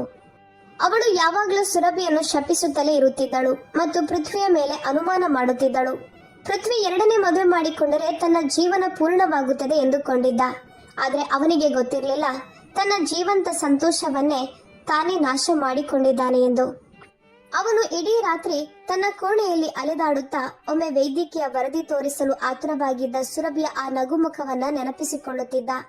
ಪಶ್ಚಾತ್ತಾಪದ ಅಗ್ನಿ ಪೃಥ್ವಿಯ ಮುಖದ ಗರ್ವವನ್ನು ಅಹಂಕಾರವನ್ನು ಸುಟ್ಟು ಹಾಕಿತ್ತು. ಈಗ ಅವನು ಸೋತ ಜೂಜುಗಾರನಂತೆ ಕಾಣುತ್ತಿದ್ದ. ತನ್ನ ಅತ್ಯಮೂಲ್ಯ ಸಂಪತ್ತನ್ನು ಚಿಕ್ಕದಾದ ಸುಳ್ಳು ಅಹಂಕಾರಕ್ಕೆ ಬಲಿಯಾಗಿಸಿದವನಂತೆ. ಕರೀನಾಳ ಗದ್ದಲ ಇನ್ನೂ ಮುಂದುವರಿಯುತ್ತಲೇ ಇತ್ತು. ಆದರೆ ಪೃಥ್ವಿ ಮೌನವಾಗಿ ಬಿಟ್ಟಿದ್ದ. ಯಾಕಂದ್ರೆ ಈಗ ಮೌನವೇ ತನ್ನ ವಿಧಿ ಅಂತ ಅವನು ಅರಿತಿದ್ದ. ಮಗುವಿಲ್ಲದಿರುವುದು ಕರೀನಾಳ ಶಿಕ್ಷೆ ಅಲ್ಲ, ಅದು ಪೃಥ್ವಿಯ ಕರ್ಮಗಳ ಫಲವಾಗಿತ್ತು. ಇದೀಗ ಅವನ ಹೃದಯದಲ್ಲಿ ಉಳಿದಿದ್ದ ಒಂದೇ ಒಂದು ಹಂಬಲ, ವಿಜಯನ ಬಾಯಿಂದ ಒಮ್ಮೆ ಅಪ್ಪ ಅಂತ ಕೇಳೋದು. ಆದರೆ ಸುರಭಿ ತನ್ನ ಜೀವನದಿಂದ ಅವನ ಹೆಸರನ್ನೇ ಅಳಿಸಿಬಿಟ್ಟಿದ್ದಾಳೆ ಎಂಬುದು ಅವನಿಗೆ ಗೊತ್ತಿತ್ತು. ಅದೇ ಅವನ ಜೀವನದ ದೊಡ್ಡ ಖಾಲಿತನವಾಗಿತ್ತು. ನಗರದ ಅತಿ ದೊಡ್ಡ ಹೋಟೆಲ್ನ ಸಭಾಂಗಣ ಬೆಳಕು ಮತ್ತು ಗದ್ದಲದಿಂದ ತುಂಬಿಕೊಂಡಿತ್ತು. ಅಲ್ಲಿ ಪ್ರಸಿದ್ಧ ಸಮಾಜ ಸೇವಾ ಸಂಸ್ಥೆಯ ವಾರ್ಷಿಕ ಕಾರ್ಯಕ್ರಮ ನಡೆಯುತ್ತಿತ್ತು. ಕುಟುಂಬದ ಒತ್ತಡದಿಂದ ಪೃಥ್ವಿ ಅಲ್ಲಿ ಇದ್ದರೂ ಅವನ ಮನಸ್ಸು ಬೇರೆಡೆ ಸಿಲುಕಿಕೊಂಡಿತ್ತು. ಅವನು ಒಂದು ಮೂಲೆಯಲ್ಲಿ ಜ್ಯೂಸ್ ಗ್ಲಾಸ್ ಹಿಡಿದು ನಿಂತು ಜನರಿಂದ ಅಂತರ ಕಾಯ್ದುಕೊಂಡಿದ್ದ. ಅಷ್ಟರಲ್ಲಿ ಸಭಾಂಗಣದ ದೊಡ್ಡ ಬಾಗಿಲಿನಿಂದ ಒಬ್ಬ ಪರಿಚಿತ ಮಹಿಳೆ ಒಳಬಂದಳು. ಅವಳು ನೀಲಿ ಬಣ್ಣದ ಸರಳ ಆದರೆ ಅತ್ಯಂತ ಸೊಗಸಾದ ಸೀರೆ ಧರಿಸಿದ್ದಳು. ಅವಳ ಜೊತೆ ಸುಮಾರು 6 ವರ್ಷದ ಸುಂದರ ಮಗುವು ಇತ್ತು. ಅದರ ಕಣ್ಣುಗಳು ಪೃಥ್ವಿಯಂತೆಯೇ ಇದ್ದವು. ಪೃಥ್ವಿಯ ಹೃದಯ ಜೋರಾಗಿ ಬಡಿಯತೊಡಗಿತು. ಅವನು ತಕ್ಷಣ ಗುರುತಿಸಿದ, ಅವಳು ಸುರಭಿ. ಒಮ್ಮೆ ತನ್ನ ಪಾದಗಳ ಬಳಿ ಇದ್ದ ಸುರಭಿ ಇಂದು ಯಶಸ್ವಿಯಾದ ಮಹಿಳೆಯಾಗಿದ್ದು ಸಮಾಜ ಸೇವಾ ಕಾರ್ಯಕ್ರಮದ ಮುಖ್ಯ ಅತಿಥಿಯಾಗಿ ಅಲ್ಲಿ ನಿಂತಿದ್ದಳು. ಸುರಭಿಯ ಮುಖದಲ್ಲಿ ಈಗ ಯಾವುದೇ ದಣಿವಿನ ಗುರುತು ಇರಲಿಲ್ಲ. ಬದಲಿಗೆ ನೋವಿನ ಅಗ್ನಿಯಲ್ಲಿ ಕರಗಿ ಇನ್ನಷ್ಟು ದೃಢವಾಗಿರುವ ನಗು ಹೊಳೆಯುತ್ತಿತ್ತು. ಪೃಥ್ವಿಯ ಕಾಲುಗಳು ಸ್ವಯಂ ಅವಳ ಕಡೆಗೆ ನಡೆದವು. ಜನರು ಸುರಭಿಯನ್ನ ಸುತ್ತುವರೆದು ಅವಳ ಧೈರ್ಯ, ಹೋರಾಟ ಮತ್ತು ಯಶಸ್ಸನ್ನು ಹೊಗಳುತ್ತಿದ್ದರು. ಸತ್ಯವೆಂದರೆ ಸುರಭಿ ಬಹಳ ಶ್ರಮಪಟ್ಟು ಸರ್ಕಾರಿ ಶಿಕ್ಷಕಿಯಾಗಿ ಆಯ್ಕೆಯಾಗಿದ್ದಳು. ಆದರೆ ತನ್ನ ಜ್ಞಾನವನ್ನು ಶಾಲೆಯ ಮಕ್ಕಳಿಗೆ ಮಾತ್ರ ಸೀಮಿತಗೊಳಿಸಲಿಲ್ಲ. ತನ್ನ ಸಂಬಳದಿಂದಲೇ ಒಂದು ಪ್ರತ್ಯೇಕ ಸಂಸ್ಥೆ ಆರಂಭಿಸಿ ಸಾವಿರಾರು ಬಡ ಮಕ್ಕಳಿಗೆ ಉಚಿತ ಶಿಕ್ಷಣ ನೀಡುತ್ತಿದ್ದಳು. ಅದಕ್ಕಾಗಿ ಅವಳನ್ನು ಇಂದು ಗೌರವಿಸಲು ಆಹ್ವಾನಿಸಲಾಗಿತ್ತು. ಪೃಥ್ವಿ ಅವಳ ಮುಂದೆ ನಿಂತಾಗ ಸುರಭಿಯ ದೃಷ್ಟಿ ಅವನ ಮೇಲೆ ಬಿತ್ತು. ಅವಳು ಒಂದು ಕ್ಷಣವೂ ಕಣ್ಣು ತಗ್ಗಿಸಲಿಲ್ಲ. ಅವಳ ಕಣ್ಣುಗಳಲ್ಲಿ ದೂರು ಇರಲಿಲ್ಲ, ನೋವು ಇರಲಿಲ್ಲ. ಒಮ್ಮೆ ತನ್ನವರಿಗಾಗಿ ಇರುವಂತ ಶಾಂತ ಪರಿಚಯ ಮಾತ್ರ ಇತ್ತು. ಪೃಥ್ವಿ ತಡವರಿಸುತ್ತಾ ಕೇಳಿದ, ಸುರಭಿ, ನೀನಿಲ್ಲಿ? ಸುರಭಿ ಅತ್ಯಂತ ಸಮಾಧಾನದಿಂದ ಉತ್ತರಿಸಿದಳು, ಹೌದು, ನಾನು ನನ್ನ ಪರಿಶ್ರಮದ ಬಲದಿಂದ ಇಲ್ಲಿ ನಿಂತಿದ್ದೇನೆ, ಯಾರ ಹೆಸರಿನ ಅವಲಂಬನೆಯಿಂದ ಅಲ್ಲ. ಪೃಥ್ವಿ ವಿಜಯನ ಕಡೆಗೆ ಕೈಚಾಚಿದಾಗ ಮಗು ಹೆದರಿ ತಾಯಿಯ ಪಲ್ಲುವನ್ನ ಹಿಡಿದು ಅಡಗಿಕೊಂಡಿತು. ಪೃಥ್ವಿಯ ಕಣ್ಣಲ್ಲಿ ನೀರು ತುಂಬಿತು. ಅವನು ವಿನಂತಿಯಾಗಿ ಹೇಳಿದ, ಸುರಭಿ, ನನ್ನನ್ನು ಕ್ಷಮಿಸು. ನಾನು ನನ್ನ ಜೀವನವನ್ನು ನಾನಾಗೆ ಹಾಳು ಮಾಡಿಕೊಂಡೆ. ಕರೀನಾ ನನ್ನನ್ನು ಎಲ್ಲಿಯೂ ಬಿಡ್ಲಿಲ್ಲ. ನನ್ನ ಕುಟುಂಬವೇ ನಾಶವಾಯಿತು. ನನಗೆ ಒಂದೇ ಸಾರಿ ನನ್ನ ಮಗನನ್ನು ಒಮ್ಮೆ ಅಪ್ಪಿಕೊಳ್ಳಲು ಬಿಡು. ನಾನು ಕೈ ಜೋಡಿಸಿ ಬೇಡಿಕೊಳ್ಳುತ್ತೇನೆ ಎಂದು ಪೃಥ್ವಿ ಬೇಡಿಕೊಂಡ.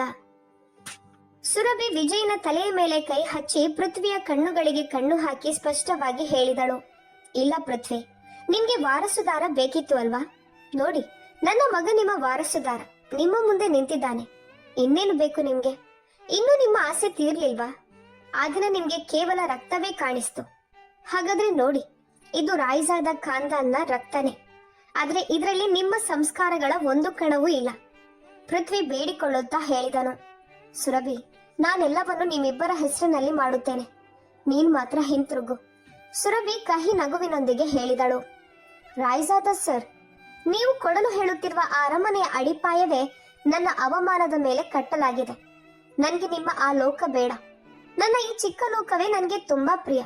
ಇಲ್ಲಿ ನಾವು ನೆಮ್ಮದಿಯಿಂದ ಉಸಿರಾಡುತ್ತೇವೆ. ಪೃಥ್ವಿಯಲ್ಲಿ ನಿಂತುಕೊಂಡೇ ಉಳಿದ. ಸುರಭಿ ಅವನನ್ನ ಜೀವಂತ ಶವದಂತೆ ಹಿಂದೆ ಬಿಟ್ಟು ಮುಂದೆ ನಡೆದು ಹೋದಳು. ಸ್ವಲ್ಪ ದೂರದಲ್ಲಿ ನಿಂತಿದ್ದ ಕರೀನಾ ಈ ಎಲ್ಲವನ್ನೂ ನೋಡುತ್ತಿದ್ದಳು. ಅವಳು ಪೃಥ್ವಿಯನ್ನ ಹಿಂಬಾಲಿಸಿ ಅಲ್ಲಿ ಬಂದಿದ್ದಳು. ಅವಳೊಳಗೆ ಅಸೂಯೆಯ ಬೆಂಕಿ ಹೊತ್ತಿಕೊಂಡಿತು. ಪೃಥ್ವಿ ಸಂಪೂರ್ಣವಾಗಿ ಸುರಭಿಯವನಾಗಿ ಬಿಟ್ಟಿದ್ದಾನೆ ಎಂಬುದು ಅವಳಿಗೆ ಸ್ಪಷ್ಟವಾಯಿತು. ಈಗ ಅವಳ ಮನಸ್ಸಿನಲ್ಲಿ ಭಯಾನಕ ಯೋಚನೆ ಮೂಡಿತು. ಈ ಮಗು ಇರದಿದ್ದರೆ ಪೃಥ್ವಿ ಮತ್ತೆ ಸುರಭಿಯ ಜೊತೆ ಸೇರಲಾರ. ಕಾರ್ಯಕ್ರಮ ಮುಗಿದ ನಂತರ ಸುರಭಿ ಪಾರ್ಕಿಂಗ್ ಕಡೆ ನಡೆಯುತ್ತಿದ್ದು ವಿಜಯ್ ಸ್ವಲ್ಪ ಮುಂದೆ ಓಡುತ್ತಿದ್ದ. ಆಗ ಅವಕಾಶ ಕಂಡ ಕರೀನಾ ತನ್ನ ಹಣ ಕೊಟ್ಟ ಗೂಂಡಾಗಳಿಗೆ ಸಂಕೇತ ನೀಡಿದಳು. ಒಂದು ವೇಗವಾಗಿ ಬರುತ್ತಿದ್ದ ಕಪ್ಪು ಕಾರು ವಿಜಯ್ನ ಕಡೆಗೆ ಧಾವಿಸಿತು. ವಿಜಯ್ ಎಂದು ಸುರಭಿ ಕಿರುಚಿದಳು. ಆದರೆ ಕಾರು ಮಗುವಿಗೆ ತಗಲುವ ಮುನ್ನವೇ ಕರೀನಾಳ ಪ್ರತಿಯೊಂದು ಚರಣವರ್ಣ ಗಮನಿಸುತ್ತಿದ್ದ ಪೃಥ್ವಿ ಮಿಂಚಿನಂತೆ ಓಡಿ ವಿಜಯನನ್ನ ತಳ್ಳಿಬಿಟ್ಟು ತಾನೇ ಕಾರಿನ ಮುಂದೆ ನಿಂತುಕೊಂಡನು. ಭೀಕರ ಸದ್ದು ಕೇಳಿಸಿತು. ಪೃಥ್ವಿ ಹಲವಾರು ಅಡಿ ದೂರಕ್ಕೆ ಎಸೆಯಲ್ಪಟ್ಟನು. ರಸ್ತೆಯ ಮೇಲೆ ರಕ್ತ ಹರಡಿತು. ವಿಜಯ್ ಸುರಕ್ಷಿತನಾಗಿದ್ದ, ಆದರೆ ಪೃಥ್ವಿ ಅಚೇತನನಾಗಿ ಬಿದ್ದಿದ್ದ. ಸುರಭಿ ಗಾಬರಿಯಿಂದ ಓಡಿ ಬಂದು ಅವನ ತಲೆಯನ್ನು ತನ್ನ ಮಡಿಲಿನಲ್ಲಿ ಹಿಡಿದಳು. ಅರ್ಧ ತೆರೆದ ಕಣ್ಣುಗಳಿಂದ ಪೃಥ್ವಿ ಅವಳನ್ನ ನೋಡಿ ನಿಧಾನವಾಗಿ ಹೇಳಿದನು, ಸುರಭಿ, ನೋಡು, ನಮ್ಮ ಮಗನನ್ನ ನಾನು ಉಳಿಸಿಕೊಂಡೆ. ಈಗ ಅವನನ್ನು ನನ್ನ ಮಗ ಅಂತ ಕರಿಬಹುದಾ? ಸುರಭಿಯ ಕಣ್ಣೀರಿನ ಹನಿಗಳು ಅವನ ಗಾಯಗಳ ಮೇಲೆ ಬಿದ್ದವು. ಅವಳು ಅಳುತ್ತಾ ಹೇಳಿದಳು, ಪೃಥ್ವಿ, ಕಣ್ಣು ತೆರೆಯಿರಿ, ನಿಮ್ಗೆ ಏನೂ ಆಗೋದಿಲ್ಲ, ಆಂಬ್ಯುಲೆನ್ಸ್ ಬರ್ತಿದೆ. ಪೃಥ್ವಿ ರಕ್ತದಲ್ಲಿ ತೇಲಿದ ಕೈಯನ್ನು ಚಾಚಿ ವಿಜಯನ ಕೈ ಹಿಡಿಯಲು ಪ್ರಯತ್ನಿಸಿ ಹೇಳಿದನು, ಮಗನೇ, ನಿನ್ನ ಅಪ್ಪನನ್ನ ಕ್ಷಮಿಸು. ನಾನು ನಿನ್ನ ಅಮ್ಮನಿಗೆ ತುಂಬಾ ನೋವು ಕೊಟ್ಟಿದ್ದೇನೆ. ದೂರದಲ್ಲಿ ನಿಂತಿದ್ದ ಕರೀನಾ ಇದನ್ನೆಲ್ಲ ನೋಡುತ್ತಿದ್ದಳು. ಪೊಲೀಸರು ಬರುತ್ತಿರುವುದನ್ನ ಕಂಡು ಓಡಲು ಯತ್ನಿಸಿದಳು. ಆದರೆ ಜನರು ಅವಳನ್ನ ಹಿಡಿದು ಬಿಟ್ಟರು. ಸುರಭಿ ಅವಳ ಕಡೆ ಅಸಹ್ಯದಿಂದ ನೋಡಿ ಹೇಳಿದಳು, ಕರೀನಾ, ನೀನೊಬ್ಬ ಮನುಷ್ಯನನ್ನಷ್ಟೇ ಅಲ್ಲ, ಒಂದು ಮಗುವನ್ನೇ ಕೊಲ್ಲಲು ಯತ್ನಿಸಿದ್ದೀಯ. ಆಸ್ಪತ್ರೆಯ ಐಸಿಯು ಹೊರಗೆ ಸುರಭಿ ನೆಲದಲ್ಲಿ ಕುಳಿತು ಅಳುತ್ತಾ ಇದ್ದಳು. ಪೃಥ್ವಿ ತನ್ನ ಪ್ರಾಣವನ್ನೇ ಪಣಕ್ಕಿಟ್ಟು ನಿಜವಾಗಿಯೂ ಪಶ್ಚಾತ್ತಾಪ ಪಟ್ಟಿದ್ದಾನೆ ಎಂಬುದನ್ನು ಸಾಬೀತು ಮಾಡಿದ್ದ. ಸ್ವಲ್ಪ ಹೊತ್ತಿನ ಬಳಿಕ ವೈದ್ಯರು ಹೊರಬಂದು ಹೇಳಿದರು, ರಾಯ್ಜಾದ ಸರ್, ಅವರ ಸ್ಥಿತಿ ತುಂಬಾ ಗಂಭೀರವಾಗಿದೆ. ಆದರೆ ಬದುಕಬೇಕು ಎನ್ನುವ ಅವರ ಇಚ್ಛೆ ಅವರನ್ನು ಉಳಿಸಬಹುದು. ಅಷ್ಟರಲ್ಲಿ ವಿಜಯ್ ಕೇಳುತ್ತಿದ್ದ, ಅಮ್ಮ, ನನ್ನನ್ನು ಉಳಿಸಿದ ಆ ಅಂಕಲ್ ಯಾರು? ಸುರಭಿ ಕಣ್ಣೀರು ಹಾಕುತ್ತಾ ಮಗನನ್ನ ಅಪ್ಪಿಕೊಂಡು ಹೇಳಿದಳು, ಅವರು ನಿನ್ನ ಅಪ್ಪ, ತುಂಬಾ ಧೈರ್ಯಶಾಲಿ. ಪೃಥ್ವಿಗೆ ಜ್ಞಾನ ಬಂದಾಗ ತನ್ನ ಹಾಸಿಗೆಯ ಪಕ್ಕದಲ್ಲಿ ಸುರಭಿ ಮತ್ತು ವಿಜಯ್ ಕುಳಿತಿರುವುದನ್ನು ನೋಡಿದ. ಅವನು ದುರ್ಬಲವಾಗಿ ಕೇಳಿದನು, ಸುರಭಿ, ನೀನು ನನ್ನನ್ನ ಕ್ಷಮಿಸಲ್ವಾ? ಸುರಭಿ ಮೌನವಾಗಿ ಅವನ ಕೈ ಹಿಡಿದು ಹೇಳಿದಳು, ಪೃಥ್ವಿ, ಪ್ರಾಣ ಪಣಕ್ಕಿಟ್ಟು ನೀವು ನನ್ನ ನಂಬಿಕೆಯನ್ನ ಮರಳಿ ಪಡೆದಿದ್ದೀರಿ. ಆದ್ರೆ ರಾಯ್ಜಾದ ಹೌಸ್ಗೆ ಹಿಂತಿರುಗುವ ನಿರ್ಧಾರವನ್ನು ಸಮಯವೇ ತೆಗೆದುಕೊಳ್ಬೇಕು. ಪೃಥ್ವಿ ಸ್ವಲ್ಪ ನಗುತ್ತಾ ಹೇಳಿದನು, ನನ್ಗೆ ಇನ್ನು ಇನ್ನೇನ್ ಬೇಡ, ನೀವಿಬ್ರೇ ಬೇಕು. ಅದು ನಿನ್ನ ಚಿಕ್ಕ ಮನೆಯಾಗಿರ್ಲಿ. ನಾನಲ್ಲಿ ನಿಮ್ಮ ಕಾಲಡಿಯಲ್ಲಿ ಬದುಕು ಕಳೆದೇ ಬಿಡುತ್ತೇನೆ. ಕರೀನಾಳಿಗೆ ತನ್ನ ಅಪರಾಧಗಳ ಶಿಕ್ಷೆ ಸಿಕ್ಕಿತ್ತು. ಅವಳು ಜೈಲಿನೊಳಗೆ ತನ್ನ ಅಸೂಯೆ ಮತ್ತು ದ್ವೇಷದ ಬೆಂಕಿಯಲ್ಲಿ ಸುಡುತ್ತಾ ಇದ್ದಳು. ಇದ್ದ ಪೃಥ್ವಿಯ ಪಶ್ಚಾತ್ತಾಪ ಅವನನ್ನು ಹೊಸ ಜೀವನದ ಕಡೆ ತಳ್ಳಿತ್ತು. ವಿಜಯ್ ಮೊದಲ ಬಾರಿ ಅಪ್ಪ ಎಂದು ಕರೆಯುತ್ತಿದ್ದಾಗ ಪೃಥ್ವಿಗೆ ತನ್ನ ಸಂಪೂರ್ಣ ಲೋಕವೇ ಮರಳಿ ಸಿಕ್ಕಂತಾಯಿತು. ಸಂಬಂಧಗಳಲ್ಲಿ ಅಹಂಕಾರಕ್ಕೆ ಸ್ಥಳವಿಲ್ಲ ಅಂತ ಅವನು ಅರಿತುಕೊಂಡನು. ಈ ಪಾಠವನ್ನು ಸುರಭಿ ಅವನಿಗೆ ತುಂಬಾ ದುಬಾರಿ ಬೆಲೆಯಲ್ಲಿ ಕಲಿಸಿದ್ದಳು. ಇದೀಗ ಅವರ ನಡುವೆ ಯಾವುದೂ ಇರಲಿಲ್ಲ. ಅರಮನೆ ಇಲ್ಲ, ಆಸ್ತಿ ಇಲ್ಲ, ಮೂರನೇ ವ್ಯಕ್ತಿ ಇಲ್ಲ. ಒಬ್ಬ ತಂದೆ, ಒಬ್ಬ ತಾಯಿ ಮತ್ತು ಅವರ ಮಗ ಮಾತ್ರ. ಆ ದಿನ ಪೃಥ್ವಿ ನಿಜವಾಗಿಯೂ ತನ್ನನ್ನು ಮತ್ತೆ ಗೆದ್ದನು. ಆಸ್ಪತ್ರೆಯಿಂದ ಬಿಡುಗಡೆಯಾದ ಬಳಿಕ ಪೃಥ್ವಿ ವಿಲಾಗೆ ಬಂದಾಗ ಅವನ ಕಣ್ಣುಗಳ ಮೇಲೆ ಇದ್ದ ಪರದೆ ಕಳಚಿದಂತಾಯಿತು. ಕರೀನಾ ಸೋಫಾದ ಮೇಲೆ ಕುಳಿತು ವಕೀಲರ ಜೊತೆ ಫೋನ್ನಲ್ಲಿ ಮಾತನಾಡುತ್ತಾ ಇನ್ನು ಅದೇ ಅಹಂಕಾರದಲ್ಲಿ ಇದ್ದಳು. ಪೃಥ್ವಿ ಕೋಪದಿಂದ ಅವಳ ಕೈಯಿಂದ ಫೋನ್ ಕಸಿದುಕೊಂಡು ಗೋಡೆಯ ಮೇಲೆ ಎಸೆದನು. ಕರೀನಾ ಬೆಚ್ಚಿ ಬಿದ್ದು ಕೂಗಿದಳು, ಪೃಥ್ವಿ, ಇದು ಯಾವ ರೀತಿಯ ದುರ್ವ್ಯವಹಾರ? ನಿಮ್ಗೆ ಗೊತ್ತಾ ನಾನೆಷ್ಟು ಭಯಪಟ್ಟಿದ್ದೆ. ತುಂಬಾ ಕಷ್ಟಪಟ್ಟು ಜಾಮೀನು ಸಿಕ್ಕಿದೆ ಎಂದಳು ಕರೀನಾ. ಪೃಥ್ವಿ ಕಹಿನಗೆ ನಗುತ್ತಾ ಹೇಳಿದನು, ಕರೀನಾ, ಇದು ಭಯ ಅಲ್ಲ, ನಿನ್ನ ಅಪರಾಧವೇ ಮಾತನಾಡುತ್ತಿದೆ. ನನ್ನ ಮಗನ ಮೇಲೆ ಕಾರು ಹಾಯಿಸಲು ಪ್ರಯತ್ನಿಸಿದಾಗ ಗೂಂಡಾಗಳನ್ನ ಪೊಲೀಸರು ಹಿಡಿದಿದ್ದಾರೆ. ಅವರು ನೀನೇ ಅವರಿಗೆ ಹಣ ಕೊಟ್ಟಿದ್ಯಾ ಅಂತ ಒಪ್ಕೊಂಡಿದ್ದಾರೆ. ಕರೀನಾಳ ಮುಖ ಬಿಳಿಯಾಗಿ ಬಿಟ್ಟಿತು. ನಡುಗುತ್ತಾ ಹೇಳಿದಳು, ನಾನು ಕೇವಲ ಸುರಭಿಯನ್ನ ಹೆದರಿಸಲು ಮಾತ್ರ. ಪೃಥ್ವಿ ಗರ್ಜಿಸಿದನು, ಸಾಕು ಕರೀನಾ, ತುಂಬಾ ಆಯ್ತು. 5 ವರ್ಷ ಪ್ರೀತಿಯ ಹೆಸರಿನಲ್ಲಿ ಸುಳ್ಳು ಹೇಳಿದ್ಯಾ. ಸುರಭಿ ಬಂಜೆ ಅಂತ ಹೇಳಿ ನನ್ನ ಕಿವಿಗೆ ವಿಷ ತುಂಬಿದ್ಯಾ. ನನ್ನ ಜೀವನ ಹಾಳು ಮಾಡಿದ್ಯಾ. ಈ ಕ್ಷಣದಿಂದ ನೀನು ಈ ಮನೆಯಲ್ಲಿ 1 ನಿಮಿಷವೂ ಇರಲಾರೆ. ನಾನು ನಿನ್ಗೆ ವಿಚ್ಛೇದನ ಕೊಡುತ್ತೇನೆ. ಕರೀನಾ ಕಿರುಚುತ್ತಾ ಅಳುತ್ತಿದ್ದಳು. ಆದ್ರೆ ಪೃಥ್ವಿ ಅವಳನ್ನ ಕೈ ಹಿಡಿದು ವಿಲಾದ ಹೊರಗೆ ತಳ್ಳಿ ಬಾಗಿಲು ಮುಚ್ಚಿಬಿಟ್ಟನು.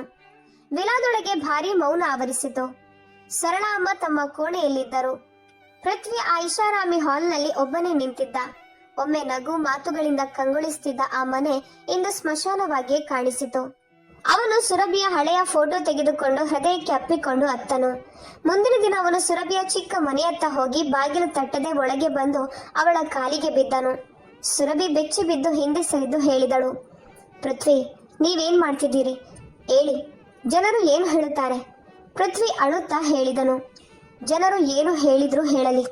ನಿಜ ಏನಂದ್ರೆ ನಾನು ನಿನ್ನ ಜೀವನವನ್ನ ಹಾಳು ಮಾಡಿದ್ದೇನೆ. ನನ್ನನ್ನ ಕ್ಷಮಿಸು. ಕರೀನಾಳನ್ನು ನನ್ನ ಜೀವನದಿಂದ ಹೊರ ಹಾಕಿದ್ದೇನೆ. ಆ ಮನೆ ಈಗ ನಿನ್ನದು. ವಿಜಯನ ಭವಿಷ್ಯ ಅಲ್ಲಿ ಸುರಕ್ಷಿತವಾಗಿದೆ. ಸುರಭಿ ತಣ್ಣನೆಯ ದೃಷ್ಟಿಯಿಂದ ನೋಡಿದಳು.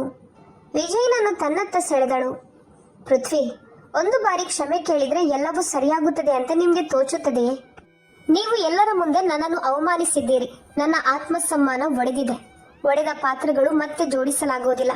ಪೃಥ್ವಿ ಬೇಸರದಿಂದ ಹೇಳಿದನು, ನಾನು ದೊಡ್ಡ ತಪ್ಪು ಮಾಡಿದ್ದೇನೆ. ಆದ್ರೆ ವಿಜಯನಿಗೆ ಅವನ ತಂದೆ ಬೇಕು. ಸುರಭಿ ಆಳವಾಗಿ ಉಸಿರೆಳೆದು ಹೇಳಿದಳು, ಸರಿ, ನೀವು ವಿಜಯನ ಜೀವ ಉಳಿಸಿದ್ದೀರಿ. ಅವನನ್ನು ನಿಜವಾಗಿ ಪ್ರೀತಿಸ್ತೀರಿ. ಆದ್ದರಿಂದ ನೀವು ಅವನನ್ನ ಭೇಟಿಯಾಗಬಹುದು. ಅವನ ಜೊತೆ ಸಮಯ ಕಳೆಯಬಹುದು, ಆಟವಾಡಬಹುದು, ಹೊರಗೆ ಕರೆದುಕೊಂಡು ಹೋಗಬಹುದು.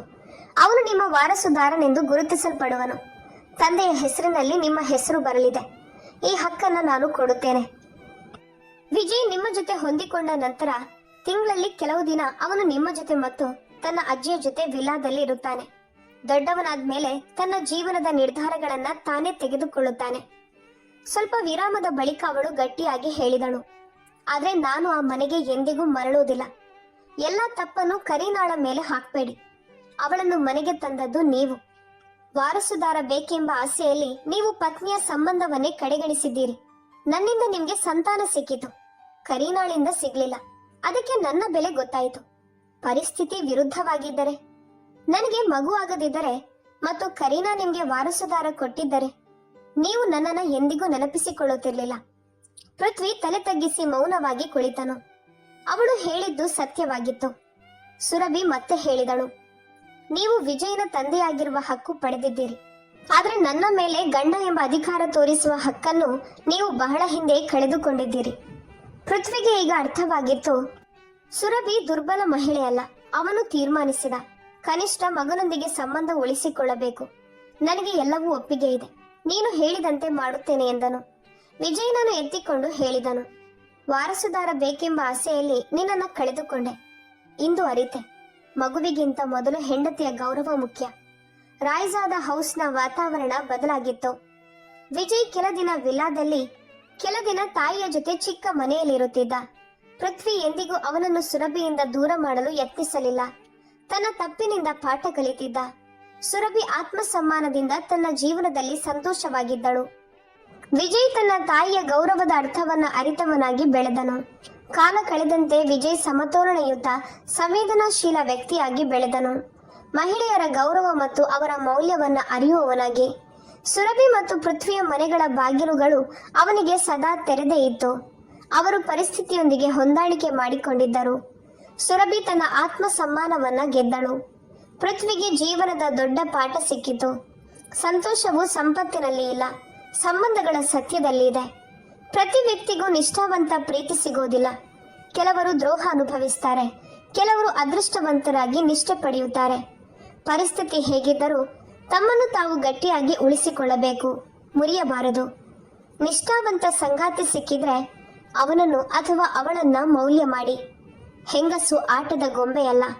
ಸಂಬಂಧದಲ್ಲಿ ಗೌರವವೇ ಮುಖ್ಯ, ಸಂತಾನ ನಂತರದ ವಿಷಯ. ನಿಷ್ಠಾವಂತ ಸಂಗಾತಿ ದೊರೆತರೆ ಕಾಪಾಡಿಕೊಳ್ಳಿ. ಸಂಬಂಧದಲ್ಲಿ ತಗ್ಗೋದು ಅಗತ್ಯ, ಆದರೆ ಆತ್ಮಗೌರವ ಕಳೆದುಕೊಳ್ಳಬಾರದು. ಮೋಸ ಯಾವುದೇ ಸಂಬಂಧವನ್ನು ನಾಶ ಮಾಡುತ್ತದೆ. ಪ್ರೀತಿ ಇದ್ದರೆ